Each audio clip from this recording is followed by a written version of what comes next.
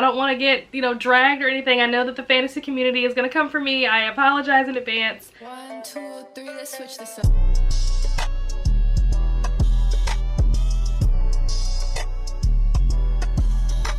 Hello and welcome back, or welcome to my channel if you are new here. Today I'm going to be doing the quarter year crisis book tag. I saw Mel over at A Book Fiend named Mel do this over on her channel, and I usually do monthly wrap-ups, so I hadn't actually planned on doing any kind of like quarterly wrap-up or stats or anything like that.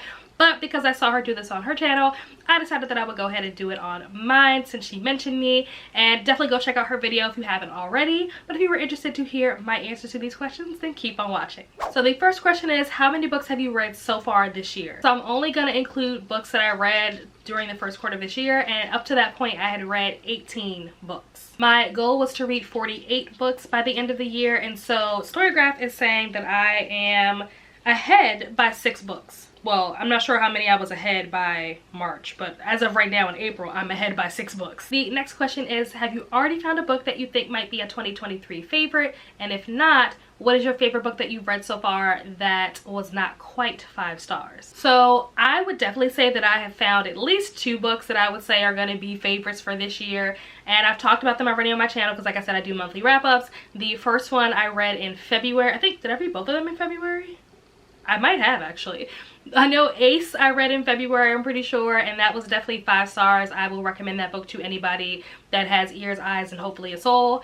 And then the other book that I read that is a personal 5-star favorite for the year is Yours Truly by Abby Jimenez. So heartwarming, but also tackled some, you know, difficult topics at the same time, but was also like hilarious. Like, the author just did a fantastic job writing this, and from what I've heard from other people that have read other books by this author, that's just what this author does. I definitely recommend, although I will say to look out for the trigger warnings, because there are, like I said, some more sensitive and hard-hitting topics that are discussed in this book. But as long as you're okay with those triggers, I highly recommend that book. The next question is, any 1-star books or your least favorite book of the year?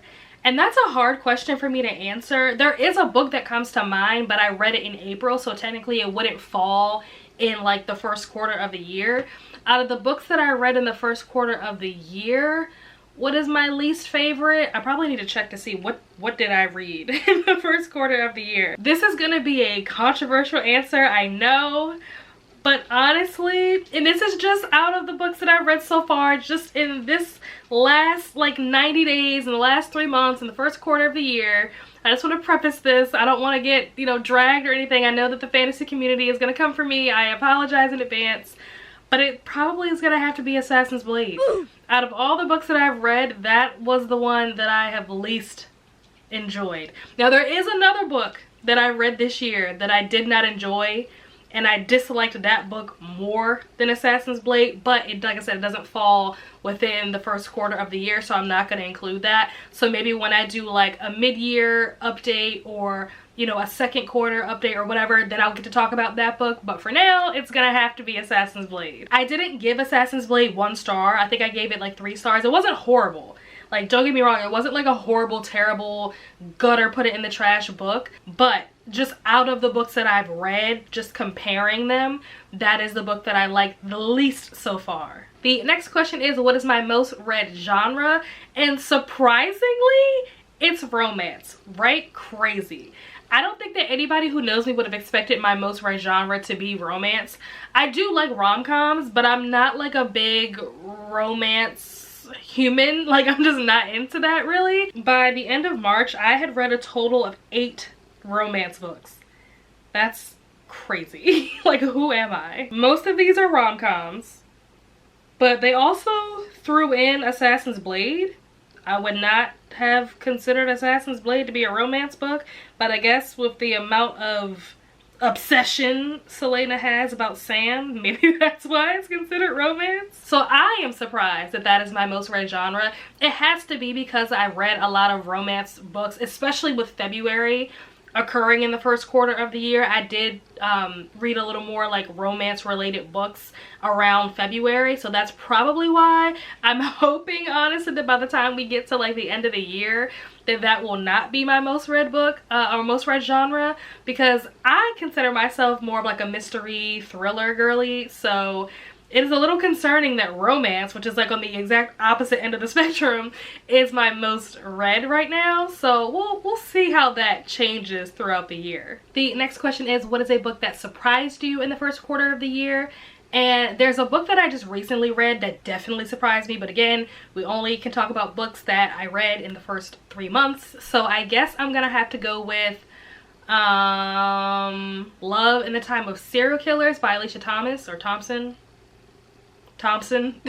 And that book surprised me because I think I talked about this in one of my wrap-ups, but I had bought that book sometime last year, maybe like October. I bought it before like it was like a popular book that everybody was reading, and I just never read it. And then I had come across a couple of like reviews and stuff like that where people were kind of like not really feeling it, and so I just kind of kept like putting it off and not reading it because I don't know, I just felt like I didn't want to read something that everybody was saying wasn't great when I had other books that people were saying were great that I wanted to read.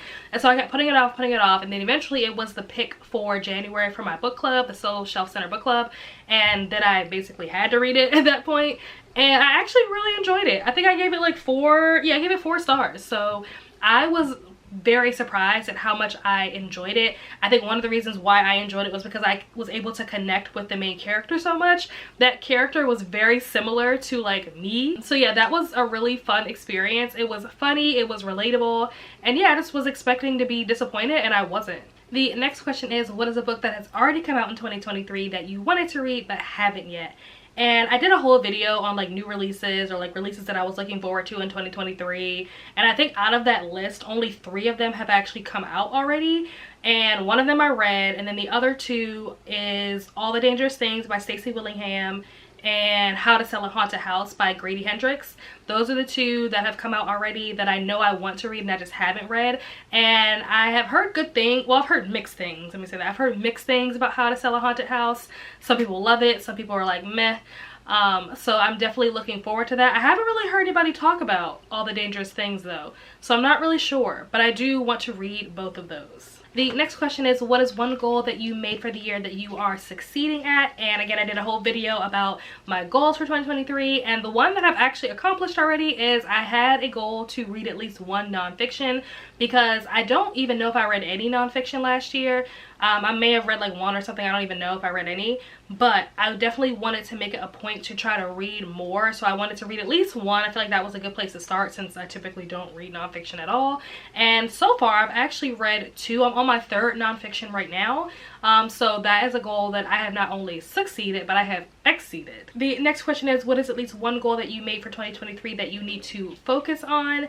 And honestly, I have a couple. I think that while I'm doing great in the nonfiction department, and like 1 or 2 other goals that I made out of the 8 that I set for the year, the ones that I am not doing so great on so far is I said that I wanted to read 5 manga. So far I've only read I think 1. So I definitely need to step that up. I said that I wanted to finish at least 3 series. Honestly, I don't think that's gonna happen. I'm just gonna be straight up honest with myself. I might finish Akatar and I might finish Death Note, but that's probably it. I also said that I wanted to read at least 2 Christian books, and I have not read any yet. And then I also wanted to read 1 anthology or like essay collection or short story collection, poem collection, whatever, and I have not read one of those yet either. I have one, I just haven't read it yet. So there are a couple of goals that I need to, you know, spend a little more time on, focus a little more to get it done. But you know, we got time. It's only the first quarter. We got 3 more to go, so there's time for me to turn things around, you know. And the last question is bookish content creators that are new to you in 2023. So that would include obviously like booktube, book talk, bookstagram, what have you, book bloggers, all of that. I consider this question to mean booktubers or, you know, bookish content creators that I did not even know existed prior to 2023. That's the way that I'm interpreting this question. And to be honest, I don't have a good memory, so there are people that I have like stumbled upon, come across their channels, met, but I don't remember if it was 2023 that I found their channels and like started watching them or met them, or if it was 2022. So I'm just gonna stay on the safe side and name people that I would recommend that I know for a fact I did not know of them until this year. Nicole, the Dusty Book Sniffers, and Leandra from Leandra the TBR Zero. those are content creators that I would definitely recommend checking out, that I know for a fact I did not know them prior to 2023. And that is the end of this tag, guys. Let me know what your answers are down below. And instead of me tagging like specific or individual booktubers, I would just say that if I mentioned your channel at all during the course of this video, consider yourself tagged. Or even if I didn't and you're a booktuber and you come across this video, feel free to consider yourself tagged. I would love to see how you guys are progressing through the year so far. Whether you are or are not a bookish content creator, let me know down below what your answers were to some of these questions. As always, my socials will be linked down below in the description box, along with my link for 20% off your Javi coffee order for all of you coffee lovers out there, so be sure to check that out. And be sure to like, comment, share, and subscribe if you are not already subscribed, and I will see you guys in the next video. Bye.